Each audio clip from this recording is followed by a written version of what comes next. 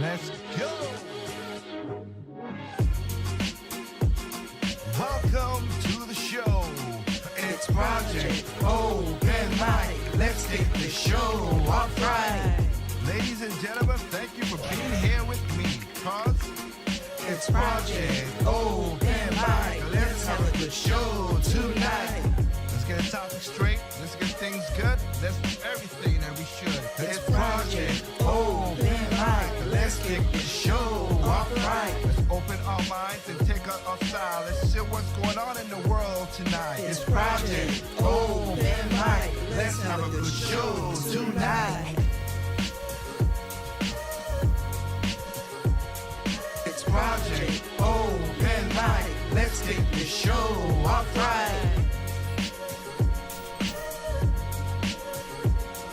It's Project Open Mic. Let's have a good show tonight. It's Project Open Mic. Let's get the show off right.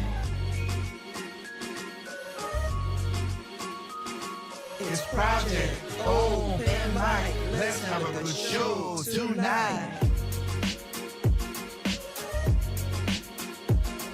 It's Project Open Mic. Let's get the show.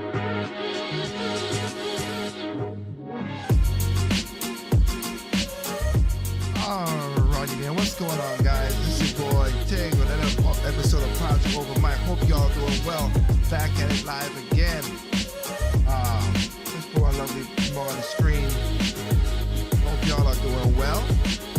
And of course, I hope everybody's being safe down in Florida with a hurricane coming through and other places get flooded. Here in North Carolina, we're getting ready for July. So hopefully, flooded and everything. Hope everybody be safe and be careful out there. That's why I'm moving forward. So, but other than that, I hope y'all are doing well and you're here to join in once again to a great show that we have. Tonight, we're going to talk about some, again, I have done some videos, of course. I've done some videos, of course, of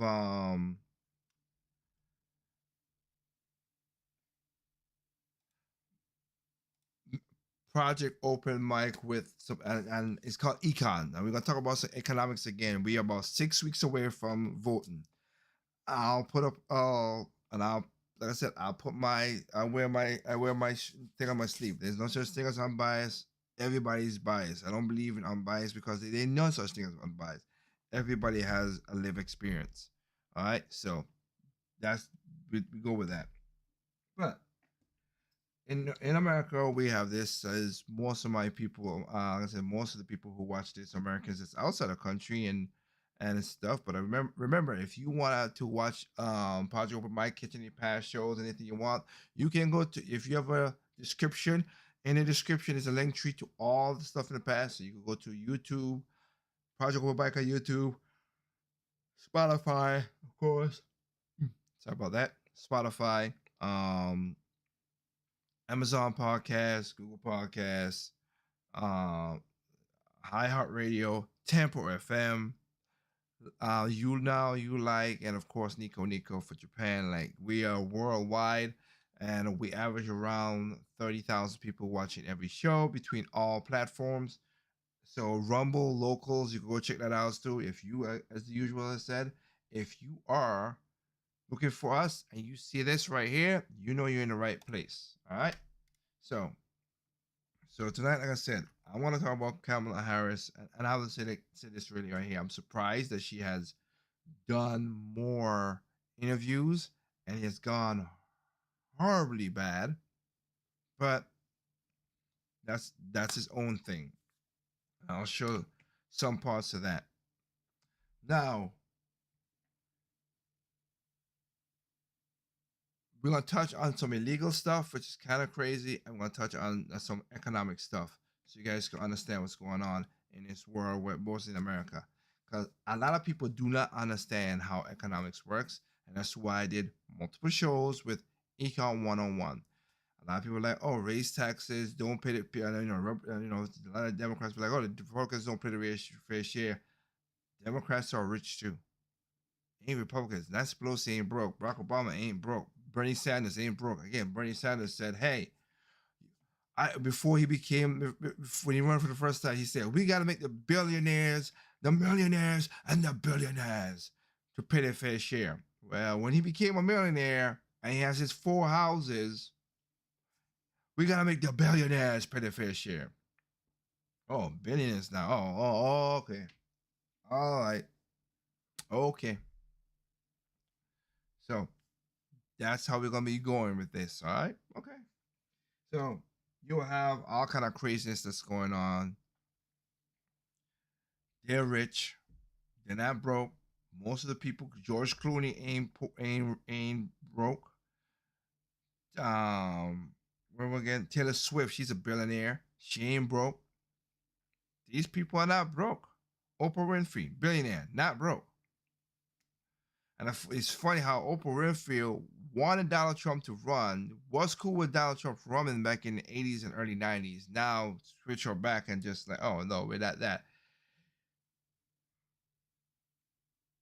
Funny how that works out that way. So that's just its own craziness, of course, running in the streets. But like I said before, a lot of people don't understand how economy work. And again, another thing that, like I said, the lobbyist thing that started up, whatever, it was a Democrat back. And I showed a video on this. If you go to YouTube is the only place I have this. If you go to Project Open Mic on YouTube, you go down there, you see this down here. You go to that down Project Open Mic YouTube. Sorry, you can see a video.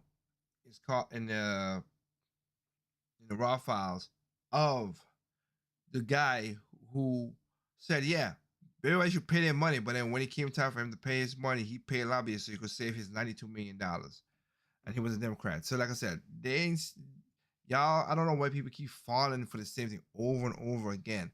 Like me and my wife was just watching TV. You're watching HGTV. We're seeing ads coming on. We can't help it. It's political season, so political is coming up. I saw the part where again they hit him with the whole Project 2025 again multiple times. Even in the debate, Trump said that's not his plan. Again, you can go to his website and see it's called Agenda 47. Oh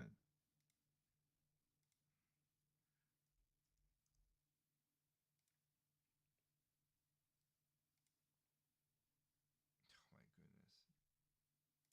Are you serious? I mean, Agenda 47 have policies, okay?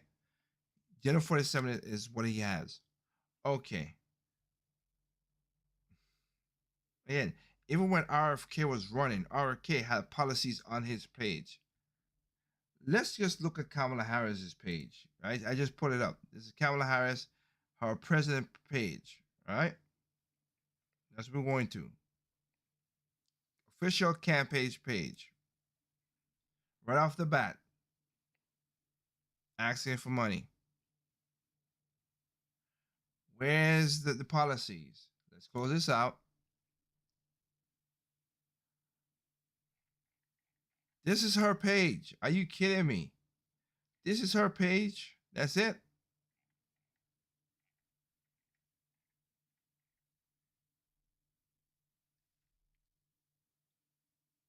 Donate, donate, donate. Shop for merch, donate. Opportunity, that's all she has. Events on opportunity, economy. And of course, it's not Trump's Project 2025. Like I said, this is a straight out bull lie. Because it's look at it, it's right there on there. And it's the Heritage Foundation, but again, we ain't gonna worry about it. We ain't gonna have to again, it's just Agenda 47 is Trump. Let's be objective. That's what it's supposed to be. Let's go to Trump. Just to see.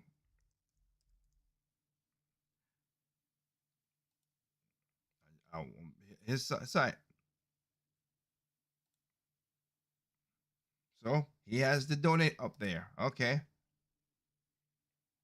Contribute, develop Agenda 47 right off the bat, like I said.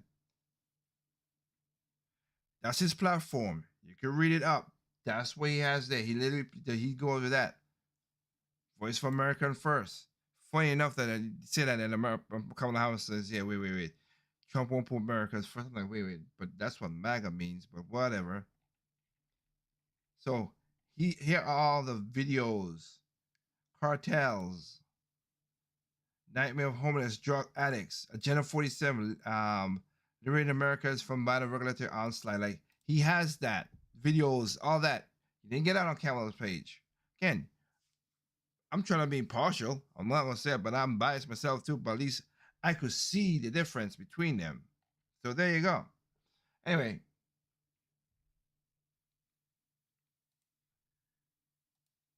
so we're gonna talk about her stuff because it's kind of annoying to me, and I hope the Americans are waking up to certain things. But I don't know.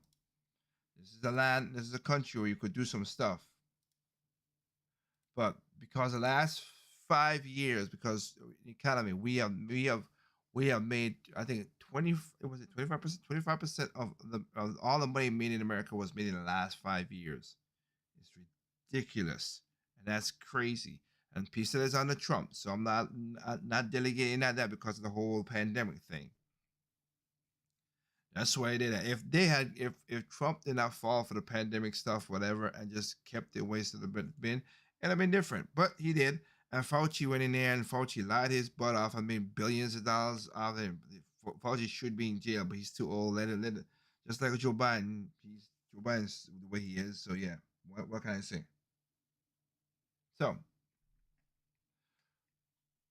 but we're gonna talk about some. We're gonna talk about her situation. So give me 1 second here. I want to cue some of this. I want to cue some of this stuff up.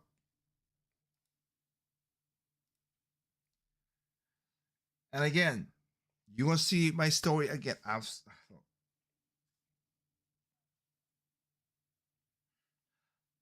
I'm not trying to be mean, but I have to tell the truth. The most people I fear the most is white leftist, not white Democrat, white leftist women, which is majority of the Democrat Party. White leftist women are the most craziest, insanest, selfish, unabashed women I have ever met in my life. If you're white and you're Democrat, I'm not talking about you.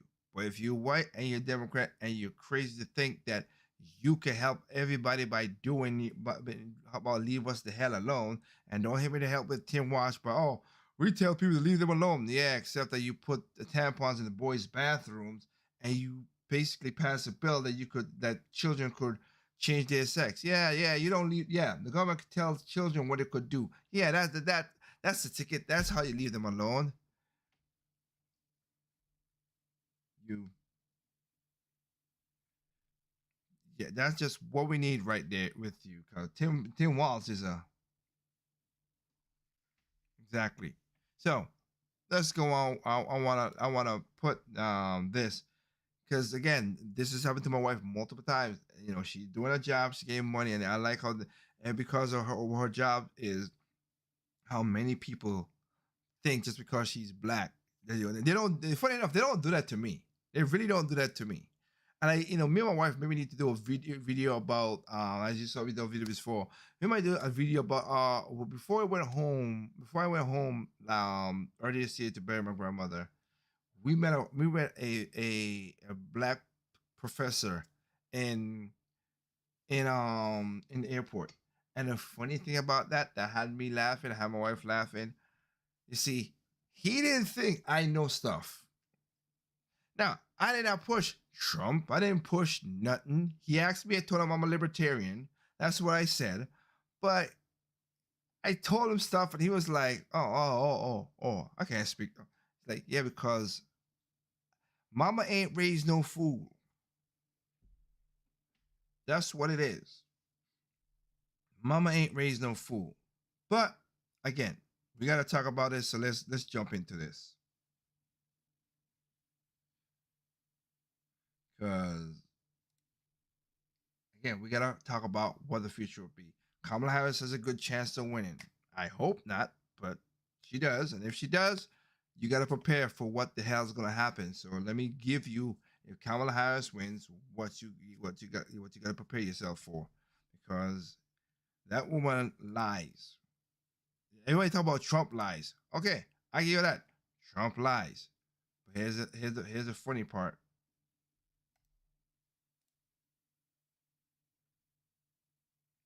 Here's the funny part about that. Again, Trump lies. All right, most of the stuff in the debate, when you go and fact check it, when ABC tried to fact check Trump, they were wrong and he was right. And again, she lies right in front. She and Biden lie right in your face. Because remember, Biden said nobody died in my while I was in office. No U.S. military died in the office, and everyone was like, hold on, wait, what? What are you talking about?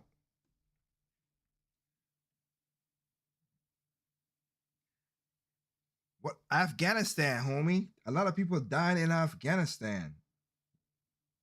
And the thing about it is, Kamala Harris was there for the transfer. That's the part that was so crazy. Not Kamala Harris. I'm so sorry. Not Kamala Harris. Biden. Kamala didn't went nowhere. That's why the family do not want her to be around him. Because of course, she lies about that. But yeah,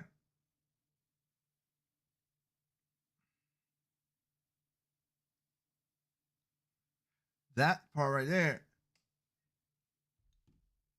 was that. Then he said, what was the border, all the border, the national border, whatever agency, Biden said they endorse him. What? Endorse you? And then right in that same debate, they came out and said we never endorsed Biden. We against Biden. We were never endorsed Biden. And let's not forget, you have Dick Cheney. No, I'm no fan of the guy. This man has no heart, and he's still living. Dick Cheney got no actual heart in his body, and he's still living. That's an evil man. And that man endorsed Kamala Harris. So wow, so you got an evil man that y'all said he's evil, he's Darth Vader incarnate, and he's backing Kamala Harris. Kind of weird how that works out, but whatever.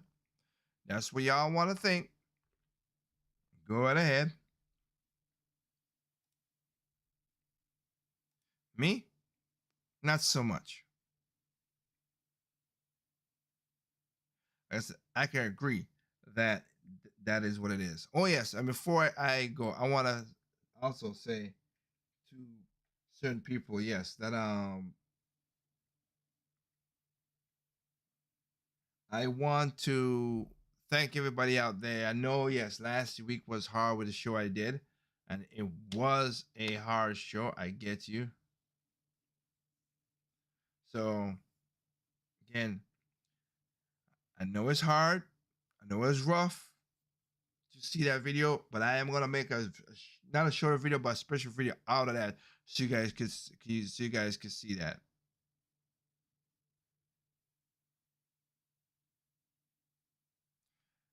So with that, I want to I'll have to I gotta have to set this up because another thing is, so Kamala Harris said she never locked up. I remember in that video, Kamala Harris said she never locked up.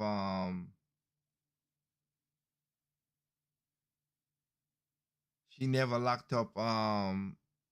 No mothers for truancy and parents and stuff. Even though, like I said, that video last week was tough because there was a black woman who, because of Kamala Harris, her daughter is half paralyzed, not half paralyzed, her arm is paralyzed, and she got messed up leg because of Kamala Harris, specifically because of Kamala Harris.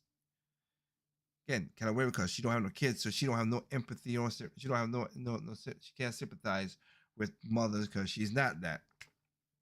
And that doesn't mean that you can't be that, but I'm just saying, I'm not a father, but I could empathize. But it's just a weird situation. But she said she never locked that. She lied in front of Charlamagne the guy when Charlamagne asked her straight up, "Have you locked up somebody?" She said, "Oh, I never locked nobody up." Oh, oh. So the woman I played last week, who was arrested for 2 years for taking care of her sick, her only crime was to take care of her sick child that has sickle cell. That was her crime. That was what it was. And she got locked up, lost her job, lost her house. Right.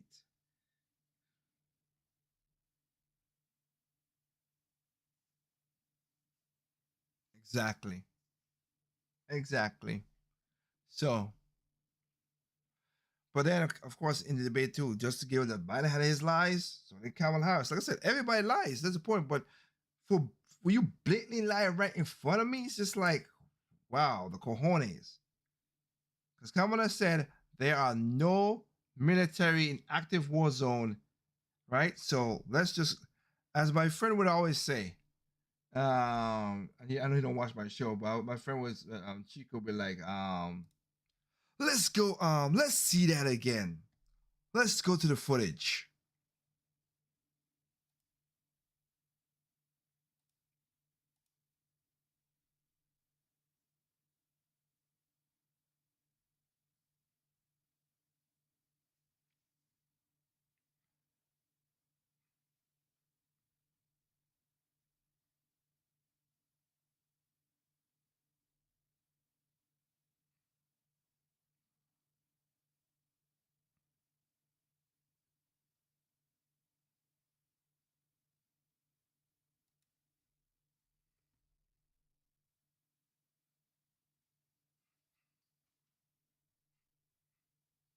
Exactly.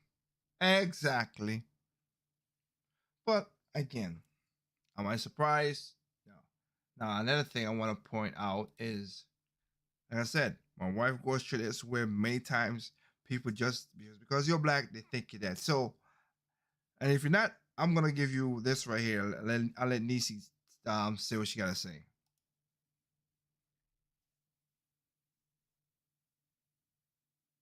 She comes.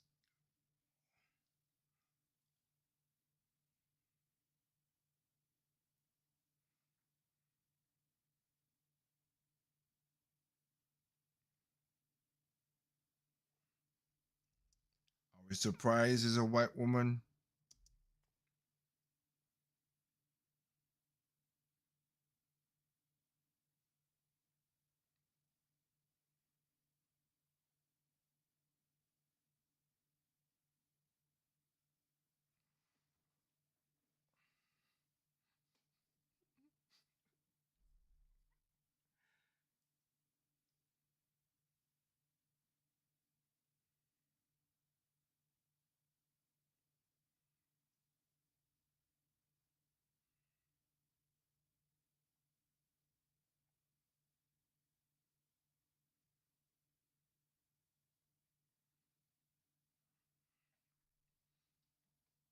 Mm-hmm.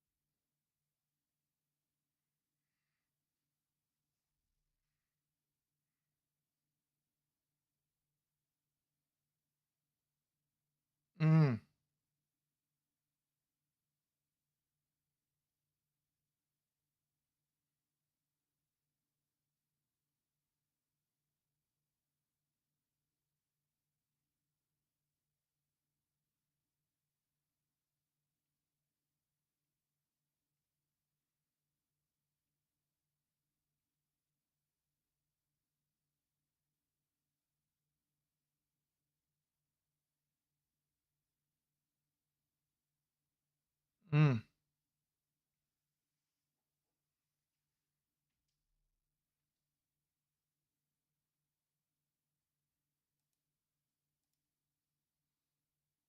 that is true.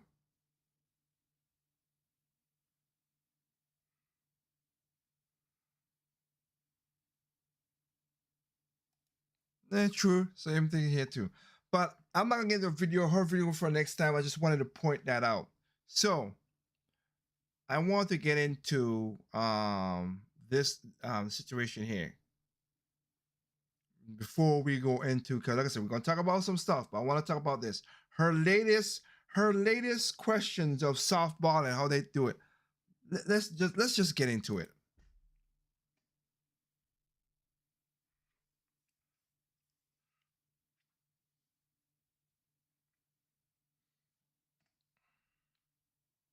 Oh yeah, and I forgot. Kamala Harris put in her book that she had a picture with her grandmother and why she's so proud of her black grandmother in Jamaica. Come to find out, her black grandmother in Jamaica died 4 years before she was born. Yeah, how would that work? Somebody needs to tell me how you get a picture in your earlier years. There she was. I think she was like kind of like. I think she was like in her 20s with your grandmother, but that wasn't her grandmother. So yeah, I don't understand that. But again, only Trump lies. That's what they say. Anyway, let's keep on going.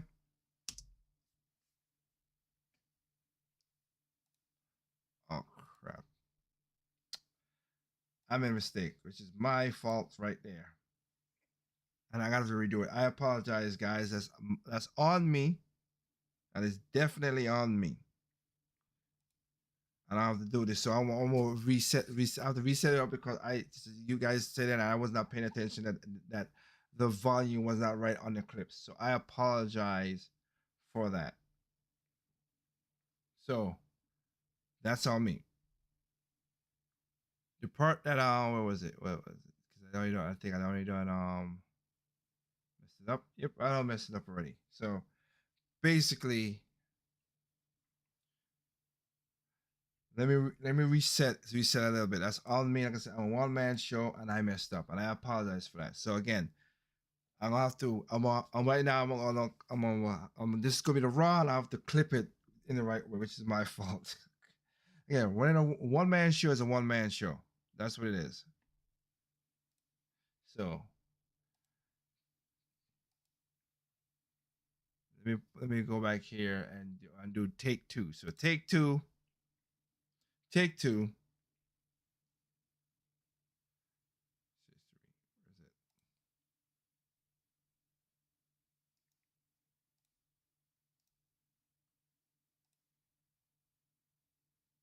The Tonight Show, you can't turn the fun.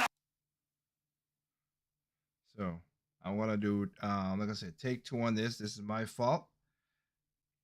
So tonight, like I said, we're gonna talk about economics. We're gonna talk about Miss Kamala Harris and her economic plan.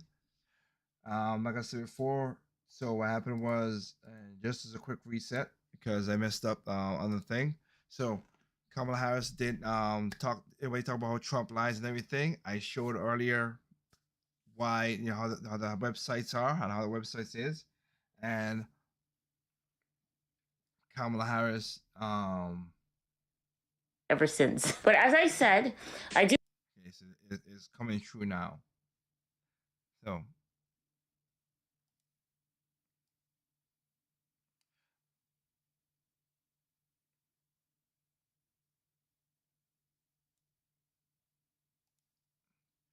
so yes, so we're gonna talk about that. Like I said, in the debates, everybody talk about how Trump lied in the debates and stuff. Most of the ABC debates, most of the stuff that he said was true. Funny how that worked out.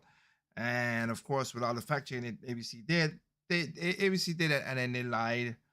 And they talk about, like I said, Kamala Harris, like, oh, Trump, all he does is lie, lie, lie, lie, lie. Okay, I got a question for y'all. Biden didn't lie, Trump and Kamala didn't lie, cause they both lie. They lie right to y'all faces, and y'all still fall for it. point taken, like I was saying, which I messed up on. When Biden said that nobody died in no officeman died. I said officer, my mistake. No military man died on his watch. Which I'm like, wait, Afghanistan, 2021. Yeah, it was a horrible idea. People died. Yeah, people died on your watch, and you were there for the transfer, Biden. So you saw the casket going right in front of you, but you don't care again. And also when the Border Patrol and Biden said, "Oh, the Border Patrol support me and endorse me," when the Border Patrol said right at the time when that happened, it said, yeah, we never endorse, Biden, and we ain't gonna endorse Biden." But again, that's all the lies they come up with, of course. Then you have Kamala Harris, who in the last debate said a lie that's out there. So I'm gonna play that quickly again, because again, since I messed up earlier, this is Kamala Harris saying that there are no active military men,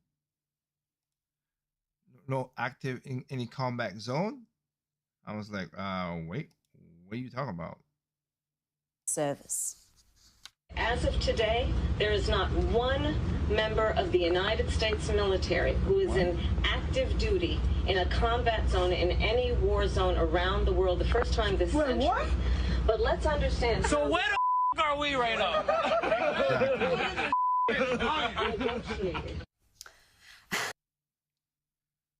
Exactly. That's how crazy it is. But, there you go. And like I said before, my wife has come across this.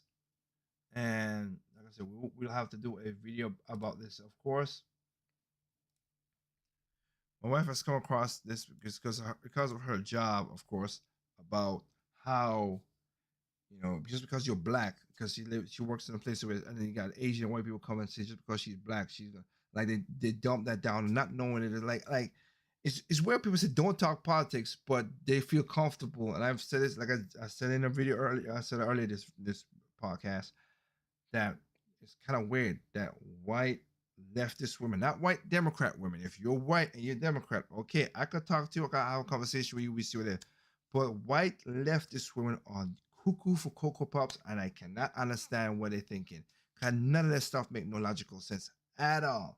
They're the same kind of people that said, "Oh, women should be the same as men." Okay, I'm cool with that. I have no problem with that. Women should be the same as men. All right, but men should be turned into men who turn into women, who will never be real women, have more rights than women. Like, how can you want women, but then you still see what I'm talking about? It's crazy crackadoo. It's wackadoo stuff right there. Seriously. So and again, they barely mess with me to say, "Oh, I'm black. Oh, you gonna vote for Kamala?" No, they don't do that. But they do that to my wife. So again, this is an example of that situation I'm talking about. And she comes and goes. Funny story. So the other day, I was in the hospital and my mom was there with me, and we were talking about the upcoming U.S. election. And the nurse came into the room, and the nurse is a white woman. And when she came in, I guess when she was outside. Again, I was surprised by that. No. Out of the room, she heard what we were talking about, and so she comes into the room, and for whatever reason, this white nurse put on a black scent, and she's like, "You know what? I really want Trump to win. You know why? I want to see a black woman beat Donald Trump. Yes, girl, I want to see a black woman in the office beat Donald Trump." First of all, the black scent was so unnecessary. The way I speak in my videos is the way I speak in real life. I don't speak in ebonics. I don't speak with a over-exaggerated black scent. I speak like this all the time. My mother speaks the same way that I speak, so I was a little insulted that the nurse felt the need to try to pander to us with this over-the-top caricature black scent nonsense. So that was number one. But number two, like, me and my mom, we looked at each other and we're like, We don't want her to win. Sorry to break it to you, but we're not rooting for her. The nurse was shocked. She thought because we are two black women that we would support her. And I think that's what the Democrats are banking on. Black people supporting her just because she's black and not caring about her record as the district attorney of California or as a VP. And I think that is a huge miscalculation on their part, because more and more I'm seeing black people on social media, especially black women, who are more comfortable vocalizing that they don't support Kamala Harris. What do you guys think about Kamala? It'll be cool. She's terrible. If she comes into office, it will be done. I'm definitely voting for Trump. Who are you going to be supporting in 2024? Trump. People will say, well, I'm black, I'm a woman, so of course I'm voting for Harris. What do you say to that about that? She's not a black woman. She doesn't identify as a black woman until it's time to get our vote. Baby, I was already not voting for Kamala. When I tell you I will vote for the lizard outside my house before I vote for that lady. Coming up in here acting like y'all representing some social justice. Say that, but all along, Say all that. you're doing is trying to use black people Say to that. find a reason to make some money. Say Let that. me tell y'all something over there. We're done. You give us a fake, black, cackling hand of a candidate. With a vice president that's talking about he want to put tampons in the boys' bathroom. As many of you know, I am Canadian. I'm not an American, so I can't vote in the U.S. election, but I've been interested in American politics ever since George Bush had that shoe thrown at him. So was I. I was 16 when that happened, and it has been living rent-free in my mind ever since. Exactly. I'm gonna get back to this. Like I said, I'm gonna do a whole video in another video in the next time, because I want to do one where immigrants, her, because she's from the Caribbean, I'm from the Caribbean, another person which is Joanne from the Caribbean, how we think. Because when we come here legally and do everything right, it's kind of funny that we get S on, even though we work hard. But illegals get. I'm gonna talk about the illegals them in a little bit. So let's get back to the how that works. Oops. So let's get with it. Okay, yes. So let's get back to this right now. And again, she has done more interviews. I'm surprised. I am really surprised that she has done more interviews, but she's bad at these things. And the interview, people are lying to them again. But I want to talk about it. If she has a good chance of winning, she really does. I'm not gonna lie about that. I'm not gonna lie with you. I don't want the woman to win. Once she like everybody says, and I've said it before. And this is like the least amount of thing I care about. I don't care about that thing at all. The least amount of thing I care about. She's not black. She ain't got no black with her in her family. Again, her father was born in Jamaica from an Indian and an Irish woman. That's how it was. It was no black. And everybody always think they're white Jamaicans. They're white Jamaicans, Chinese Jamaicans. Jamaicans a nationality, not a race. The Asian Jamaicans down there. I know. I've been down there. Same thing in Trinity. There's white Nevisians down in Nevis. I'm a black Nevisian. She's a native to that place. Yeah. So, again, she's not that. But anyway, I digress. Let's keep on going. Did y'all see y'all girl clowning on Oprah? I mean, the clown was clowning on Oprah. For the love of me, I just don't understand why the lady just cannot answer a straight question with a straight answer. I don't get it. It's like she is reading off of a script. Every interview, every rally, every convention that this lady has done, she has said the same thing. A middle-class family, about lawns, hardworking people. So, Madam Vice President, we are, like many, many young Americans, just experiencing a very high cost of living. We ended up giving up our apartment, moving in with our parents, who were so gracious to take us in for over a year so that we could save money and ultimately buy a home, because that's what we thought the American dream was, to get married and buy a home and have a baby. And now here we are, and our mortgage is incredibly higher than what we thought it would be. And is she gonna answer why it is that? My sister go into a usual spiel. Let's see. Sister and our brother-in-law are living with us right now so that they can hopefully one day do the same. And while it's beneficial for us because they help us pay off some of our mortgage. It's also beneficial for them because they can save on cheaper rent. But we really would love to know what your plan is to help lower the cost of living. Yeah, first of all, thank you both for being here. And yours is a story I hear around the country as I travel. And in terms of both rightly having the right to have aspirations and dreams and ambitions for your family, and working hard and finding that the American dream is, for this generation and so many recently, far more elusive than it's been. None of that matters when you are asked a straight question as to how you're going to lower prices. How are you going to make life easier for the American people? Exactly. That is the question that she got asked now. Very simple. How are you going to do that? What are the specifics to your plan? Why is that so hard for this lady to comprehend? And then she act like she be off of a fifth of bourbon when she go do these interviews, slurring her words, laughing. Ain't nothing funny when half of the freaking country right now is in distress, lady. Wake up, open your eyes, and look around.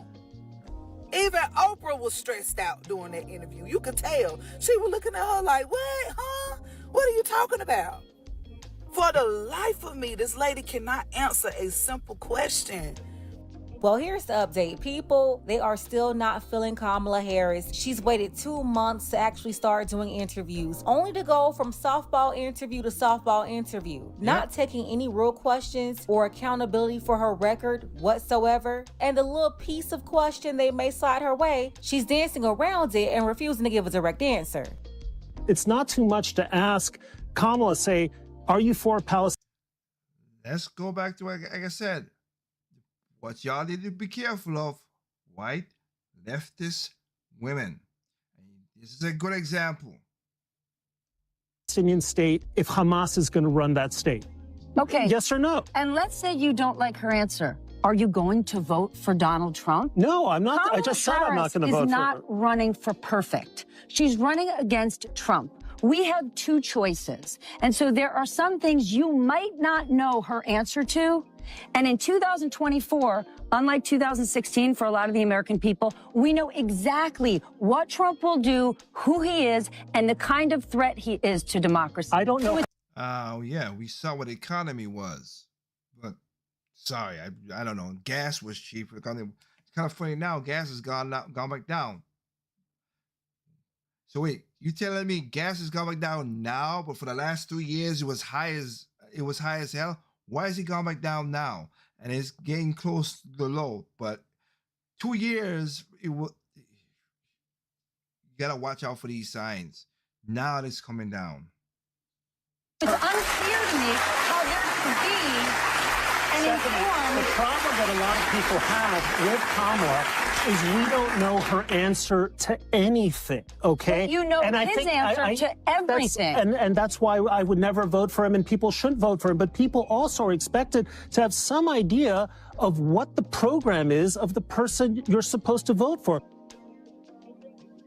This white liberal feminist from MSNBC is completely delusional. She said it herself. Trump answered all the questions. Not only that, you're not going to be able to use the same scare tactics as before because he was already in office for 4 years and people can look and judge for themselves. And this is also a very interesting case because Kamala Harris, she's in the White House right now and been there nearly 4 years. People can look at her and judge her too.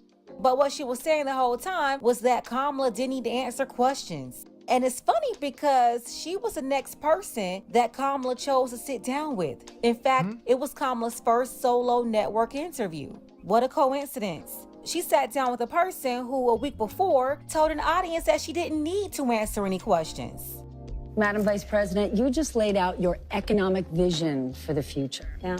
But still, there are lots of Americans who don't see themselves in your plans. For those who say these policies aren't for me, what do you say to them? Well, if you are hardworking, if you have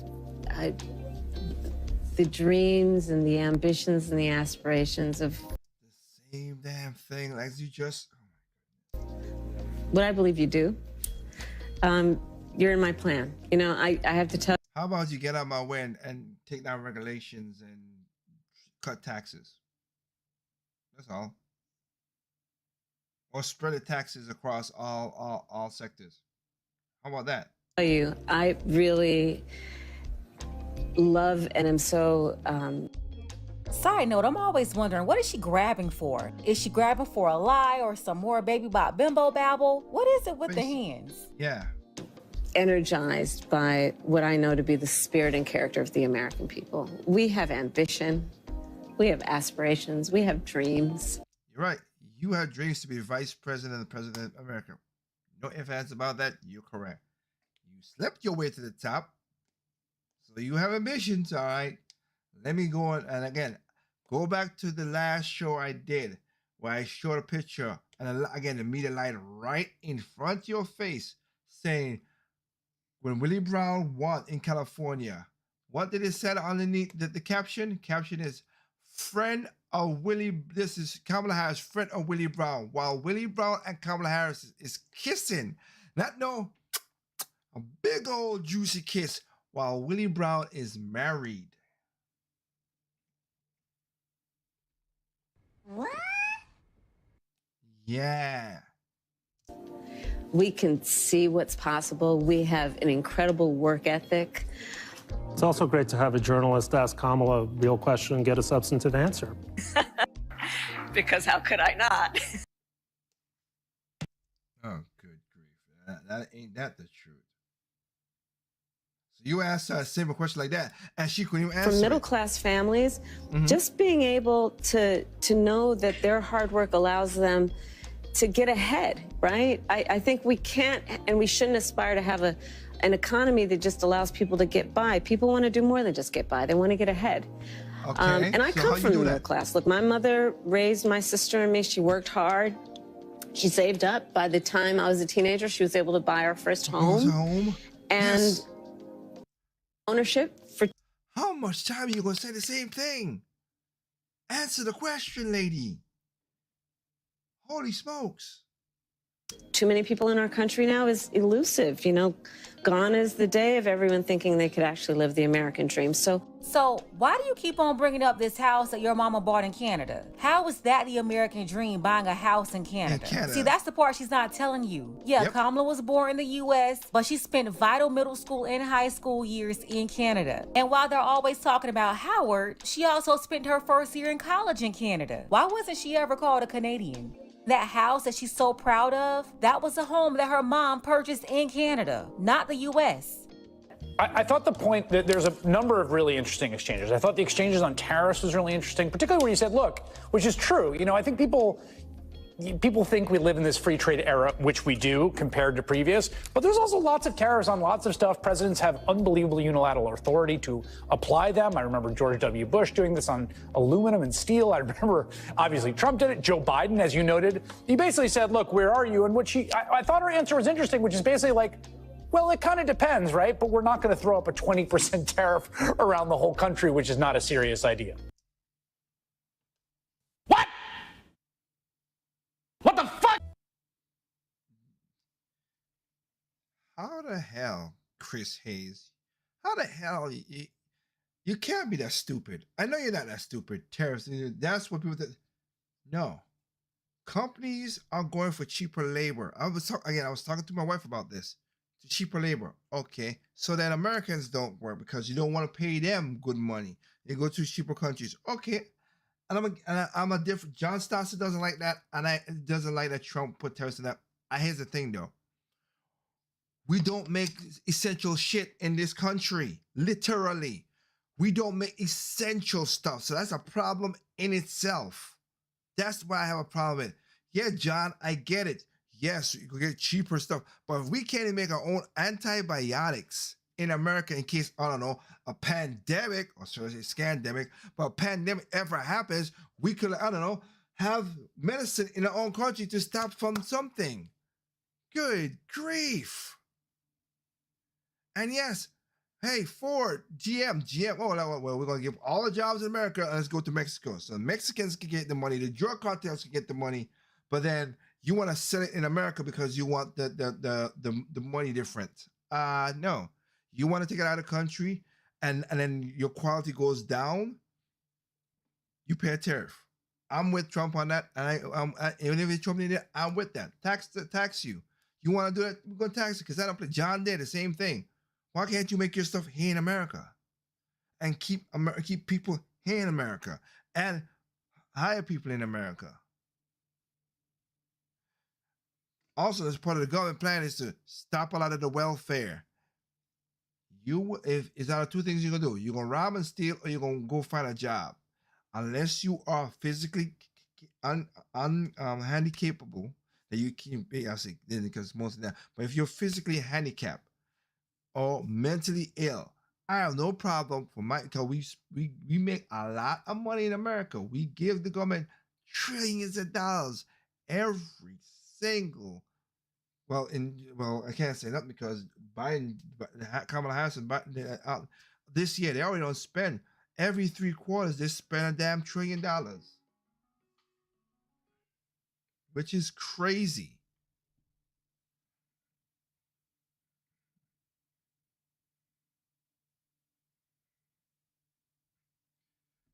That is crazy in that situation. We spent $1 trillion.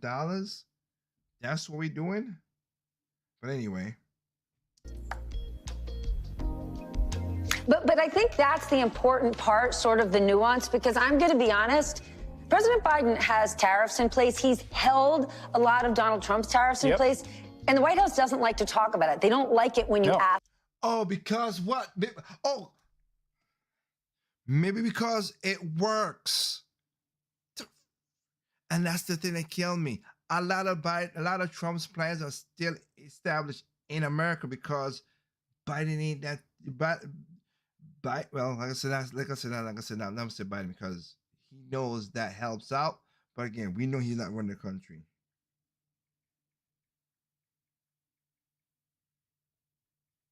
That's the crazy part about that. Ask them about it. Think that's a situation and a problem there, sweetheart? This zone of like, Trump's the tariff guy, we're not the tariff people, we're here on the other side. And what she did right there is kind of explain that it's complicated, right? We're a country of 330 million people. Our economy is complicated, right? In the same way, is the economy good or bad? It totally depends. So tariffs, if used in the right places, can work. And one could watch that and say, Wait. But did you just say you don't want the tariffs? Oh my goodness. Dude, these people talk around in circles. Oh my God. Say, well, she didn't give a clear, direct answer. That's okay. Yes. Listen, there's some things she's not giving you a direct answer on because she's a politician. Right. But I agree with you that getting a chance to speak to her, getting for the American people to hear from her more. Kamala Harris, you are as fake as press-on nails, and I can see right through you. Let me help you out with something, because maybe somebody must not have told you. On TV and on every interview, giving the same tired answer. So let me just help you out. When you are asked a question, why don't you try answering the question? People are not stupid. We can tell when you're dancing around the issue instead of answering the question. When you're asked, are people better off now or during Donald Trump's presidency? When you're asked about the border or your policies on immigration, answer the question. We don't care about your middle class upbringing. We don't care that your mama had to save up to buy a house. We don't care about your summer job at McDonald's. We don't care about the lawns of the neighborhood that you lived in and how everybody took care of their lawn. That does not matter to me, and it doesn't matter to anybody else. I want you to answer the question. Because if people, my mind is already made up too, Kamala, because I can see right through you and I know that you fake. But for somebody else whose mind is not made up, let me just help you out. Answer the question so that they can decide between you and your opponent. I don't know if you're just trying to paint him as the villain and try to skate by to be like you the hero or a nice person. We don't care about that. Because being a hero and voting for the nice person is not what pays the bills. You understand what I'm saying? you. We can see Amen, sister. Amen. through you. And that fake black accent that you keep doing, girl, you need to stop. Because you know good and well that you ain't got no black accent. You know good and well that you was born in from San Francisco and in Canada. Where you get that black accent from? Stop doing that trying to be relatable. This does not make you relatable. It makes you look fake. And those of us like me, we can see through that. We can see through that. We can see through every interview that you do, that instead of answering the questions that are on the minds of the millions of American people who have the power to elect you to the highest office in the land, you're dancing around the issue. And you want to talk about how you was born a middle-class kid and how your mother had to save up to buy a house. I don't care, Kamala. Yeah, Kamala the cosplaying chameleon, you're not fooling anybody. And doing interviews talking about your mama house in Canada, I'll tell you right now for free, no consulting fee, it's not working. Even the delusional deranged lady from MSNBC who interviewed her had to admit that she's not answering questions. But she also tried to convince us that it's okay for Kamala to ignore policy questions, and just entertain us with these little Red Robin Hood stories of the big bad wolf. Let's go ahead and get the conversation. Exactly.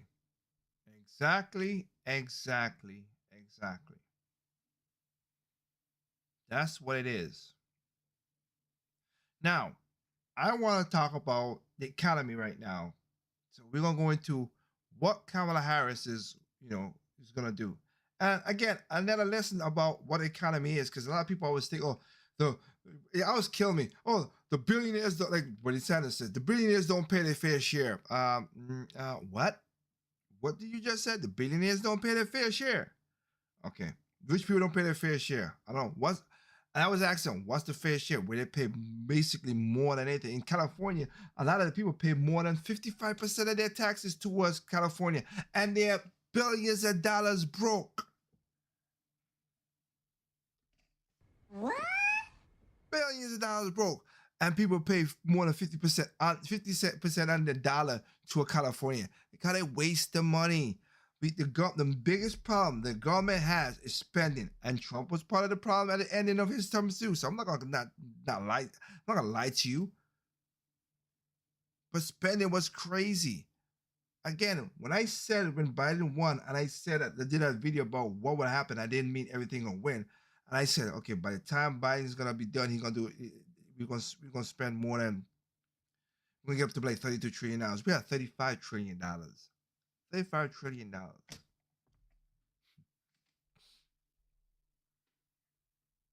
What? What the fuck? $35 trillion we spent. We went from 20 to 35, $15 trillion in almost 4 years. Holy smokes, y'all crazy. Y'all crazy. But anyway, let's go to Patrick. Listen to what her tax, like I said, Kamala Harris's trillion tax plan will destroy the economy. And it will. So if y'all won and she won, this is what's coming down the line. So prepare yourself. I got to do the exact same thing too. It's not like I'm immune to this shit. Even though I might not vote for it, I'm not immune to this stuff. No, this is going to hurt me and my wife and my sister and everything else going in the future. Right, and this is what happens if Kamala Harris becomes a president. They have unveiled their tax plan of how much money they're going to take from you, and it's going to go to the U.S. government. By the way, when you hear this tax plan, we're going to break it down. Most people don't have time to go through this. We will in a very fast way, because here's what's going on. The constant narrative you hear is the wealthy don't pay their fair share in taxes, right? It's the poor that pay the taxes, but not the wealthy. Watch this. Bottom 50% of taxpayers in America versus the top 50%. What percentage of all the taxes in the U.S. do you think the bottom 50% pay? You ready? 2.3%. You know what the top 50% pays? 97.7%. Now, you may say you're a Kamala person. You may say, well, Pat, how about the top 1%? It's the top 1% that's not paying any of the taxes. Really? Here's a chart for you. The top 1% pays 42.3% of all the taxes the government gets. So what the hell is this narrative about the fact that rich people don't pay their taxes? By the way, very simple question you got to ask. This unrealized capital gains that they're talking about on what's going to happen to people over $100 million, we use ChatGPT to find that if this were to pass, how much a lot of the wealthy people like Musk would have to pay just in unrealized capital gains. We'll show you the number. But the main question which that puzzles me. How are you going to tax something that you don't know is going to happen. You're going to tax, you're Elon, like I said, Elon Musk. Okay, well, he's going to make $55 billion in the next 3 years. So we're going to tax you on that. Who says SpaceX don't fail? Who say he doesn't make a lot of money like that? What's he going to do? Still tax him on that? Like that itself is so stupid. So you're going to tell me next year you're going to tax me on, you're going to make about $120,000. What makes you think that? I don't make $100,000 this year. Well, you have the ability to do that, so we're going to tax you for that. Motherfucker. That don't even make no goddamn sense. So stupid. You have to answer is the following. Would you rather have all this money go to the government and see how they handle the money? Maybe it'll end up in Zelensky's hands. Or would you rather have this money be in entrepreneurs, job creators like Musk that continue to reinvest into the companies and grow it? Who would you rather trust that money going to? We're going to talk about all of this stuff today. Okay, so if you get value out of this video, give it a thumbs up and subscribe to the channel. And before we go through the entire tax plan Kamala has, let's look at a few different things. Number one, yourself. If you own stocks, if you have money in the stock market, as of July 1st, 2024, the market cap of U.S. stock market was $55.2 trillion. In the last 30 years, the return has been roughly the S&P 500, 10.7%. 158 million Americans own stock. That's 61% of adults. The top 1% owns 54% of the stock. The top 10% owns 89%. The bottom 90% owns only 11%, but the bottom 50% only owns 0.6%. So they don't have a lot of money in the market. Now watch, this whole thing, when you look at the source of income by AGI percentile, this income source for people doing their returns. It's all returns, then you go to the top 1%, top 0.1%, et cetera, et cetera. Blue represents wages, yellow is your investment, gray is retirement income, and orange is business owners. So if you focus on the 0 to 80%, that's the bottom 80% of earners, right? Most of their income, nearly 80% of their income comes from wages. Small portion comes from retirement, that could be Social Security, 401k, and annuity. Very small percentage comes from their investment, and then you got some from their business owner side, the orange. But go to the top 1%, right? That's the 99.99.9. Half is wages. Then you have a little bit from retirement. Look what happens to the yellow. That's the yellow, the investment they want to target. Then you have business owner, right? Now go to the top 0.001%, all the way at the bottom. These are the billionaires, right? Very small is wages. Majority is what? Is investment. You don't even find anything on retirement. And then you have business owner.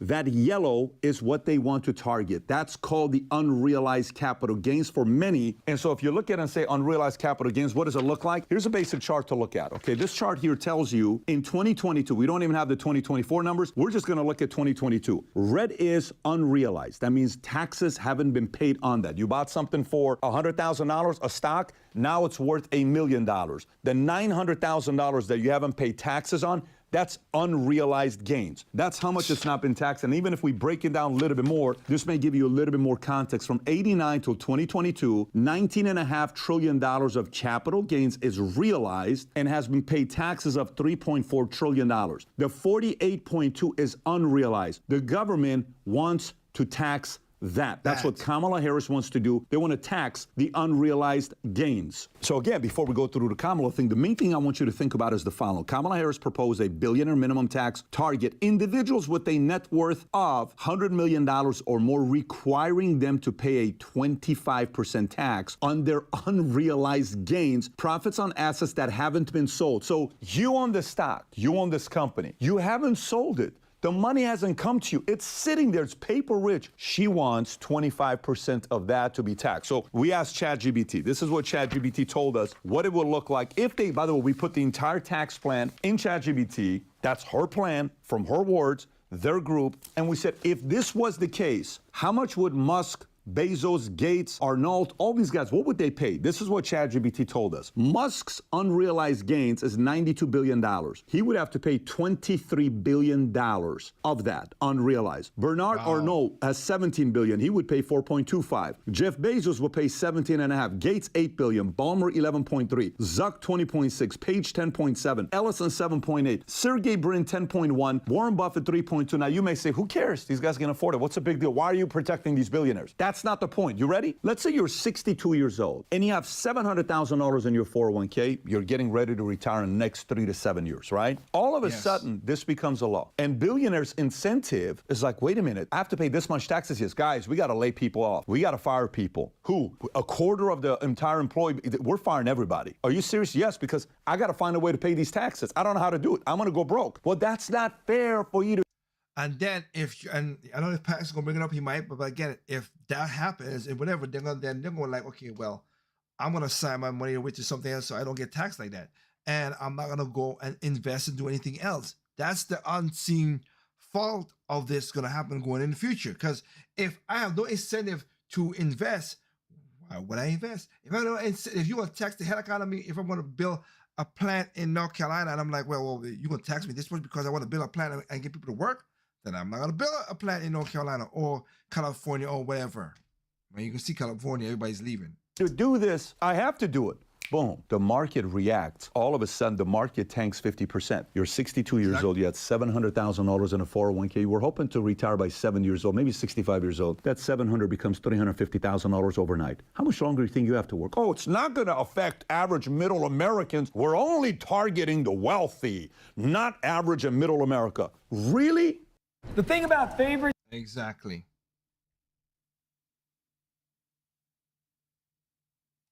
Really? What do you think these guys do? You think when the money comes in, they just go buy exotic cars that reinvest into the company? How do you think a company gets bigger by itself or somebody risking constantly reinvesting?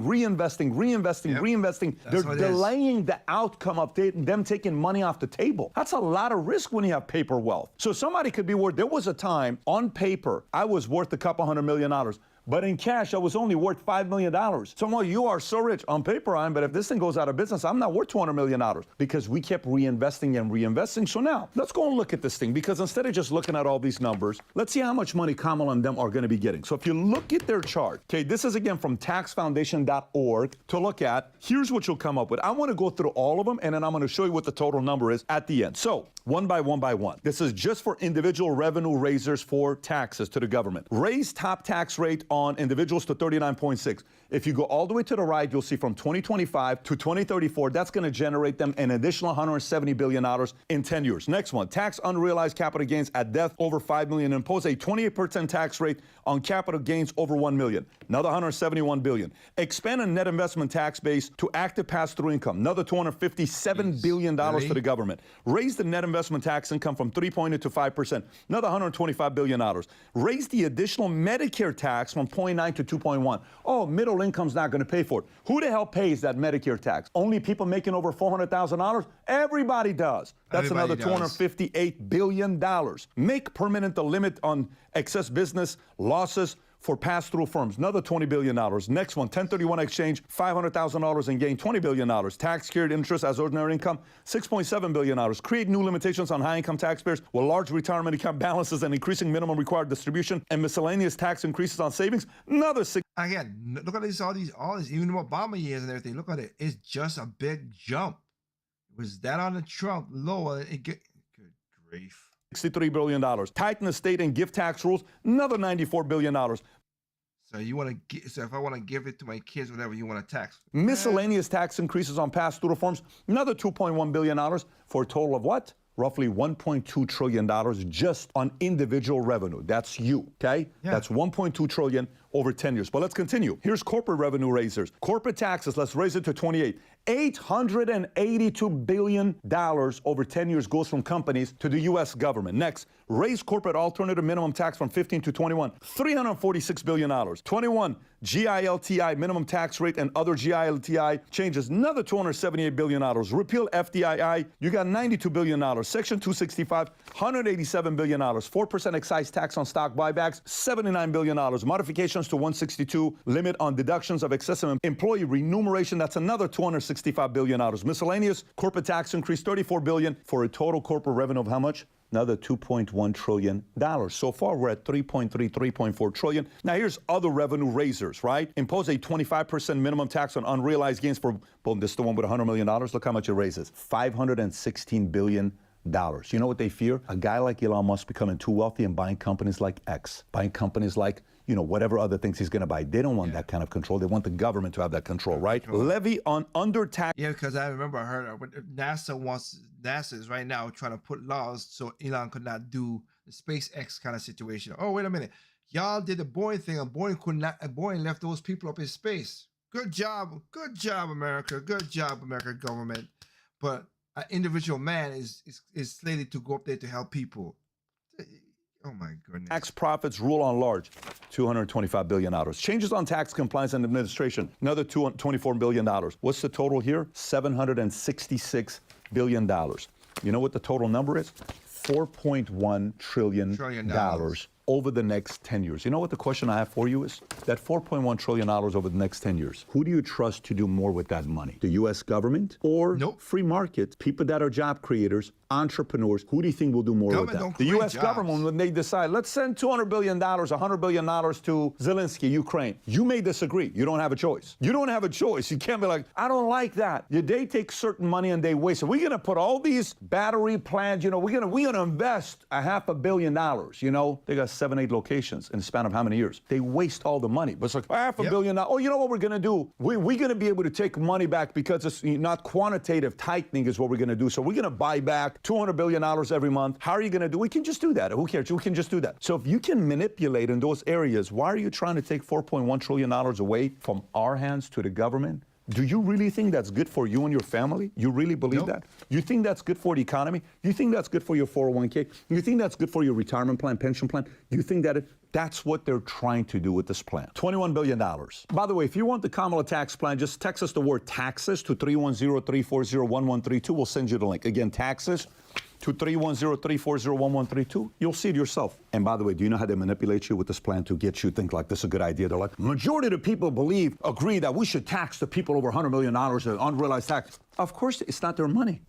Is that supposed to persuade me? Is that supposed to get me to say, oh my God, you're right, because majority agree? Oh, yeah, for sure. Imagine I got 6 people living in a house, 4 kids, me and my wife, right? Imagine my oldest son comes and says, well, Dad, majority of people in this house agree that we should eat ice cream every day. No shit, Sherlock. Majority of people in this house are kids. Or imagine these guys are now 18, 19, 20 years old, and they say, Dad, majority of the people in the family agree that we should not pay rent and we should live here. Of course majority would agree on that, because majority are not contributing towards the lifestyle and the costs and the expenses. That's why they would agree on that. So we can't fall for that trap of majority of the people agree on this plan, et cetera, et cetera. They've been doing this for a while, but a plan like this would destroy the U.S. economy. There's a part of me that thinks they use this to scare the crap out of everybody, and then they go behind closed doors to all the hundreds of millions of dollars that they're getting from these billionaires, and they say, listen, these idiots, these low and middle income families don't understand how taxes work. Trust me, Kamal, I don't even know how it works, but they definitely don't know how it works. But I can fool them and scare them that I'm gonna come back for you. I'm not. But when I say that, please don't feel bad about it. Just know that I'm still with you, right? Because of course I love my billionaire friends, because I need your money. Without you, I'd never get elected. Fair? Exactly. Cool. All these billionaires, you know, terrible people that I have dinner with every night. Oh my God, it's so uncomfortable when they pay for my foie gras and my Kobe beef and my all this other stuff, right? These are bad people. In front of you, they're bad people. Behind closed doors, they're kissing their ass, because without them, they don't get reelected. You got to pay attention to this, because it's your money, your kids' money, your family's money if you don't pay attention to it. If you want this entire thing, text. Exactly. But I want to keep on going with that, because I want to talk about this right here. Because a lot of people don't understand this.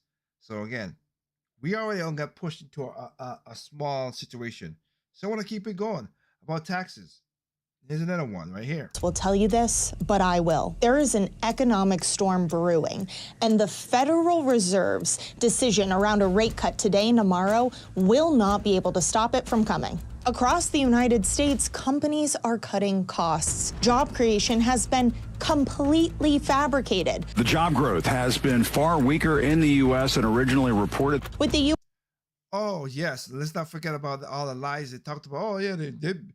Yeah, they made almost 1 million jobs they lied. 1 million jobs it wasn't created, because every time they always said this is 200,000, 250,000, 300,000. We're doing a great economy. Then they revised, only 100,000 jobs got created, not 300. We lied about it. U.S. reporting over 800,000 jobs that never even existed.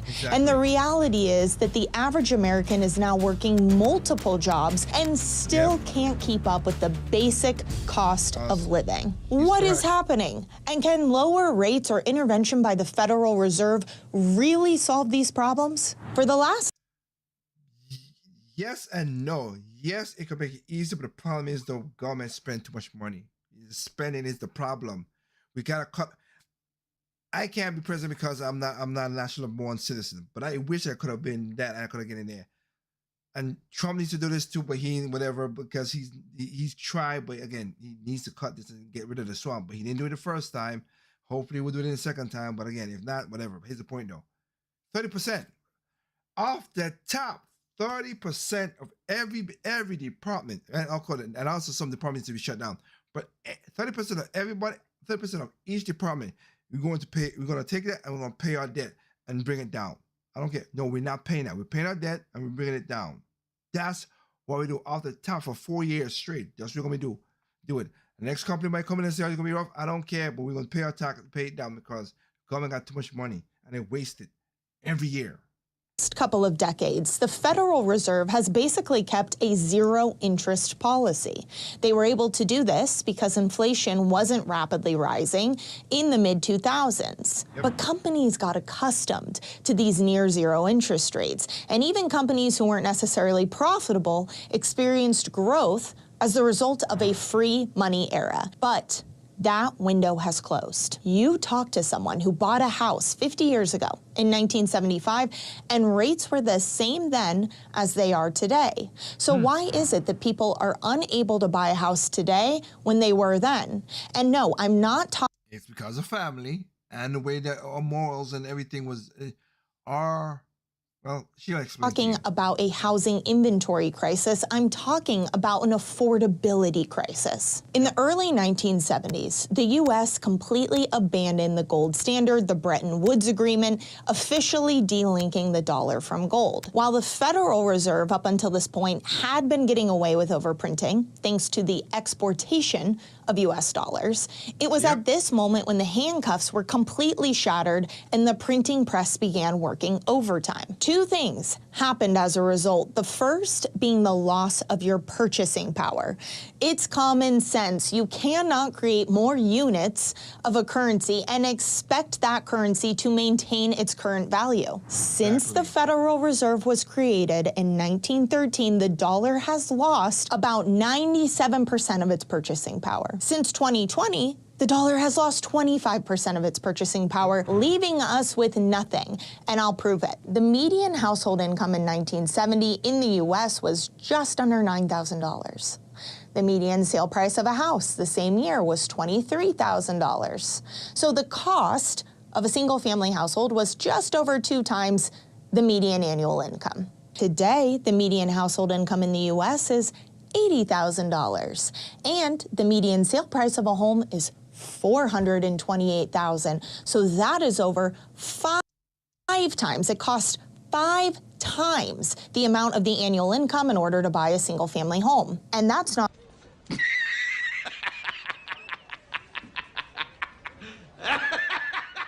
5 times. Are you serious? Not all, we're not even close to being done.